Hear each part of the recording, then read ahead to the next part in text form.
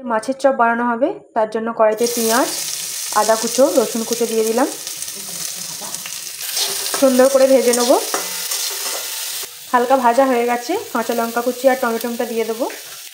অল্প গোটা জিরে দিয়ে দেবো। এখানে একটা পেস্ট বানিয়ে নেব। জিরে গুঁড়ো, ধনে গুঁড়ো, হলুদ গুঁড়ো, লাল লঙ্কার গুঁড়ো, এই মিশ্রণটি এখানে ঢেলে দেবো। সামান্য চিকেন মশলা দিয়ে দেবো। মাছটা কাঁটা ছাড়িয়ে রেখেছি দিয়ে দেবো। আলু ম্যাশ করে রেখেছি দিয়ে দিলাম। মশলাটা ভালো করে কষিয়ে নেব। কিছুটা একটু এতে সস দিয়ে দেবো।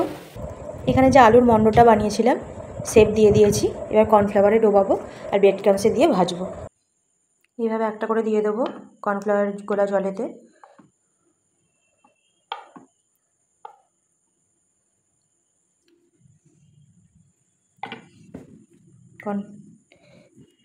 ব্রেড ক্রাম্বসে দিয়ে দেবো।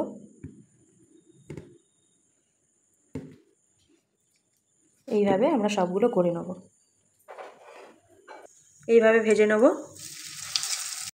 কাটলেট ভাজা হচ্ছে, এমন করে সব ভেজে নেব। ভাজা আমাদের রেডি। আমাদের ফিশ কাটলেট বা মাছের চপ যাই বলুন রেডি।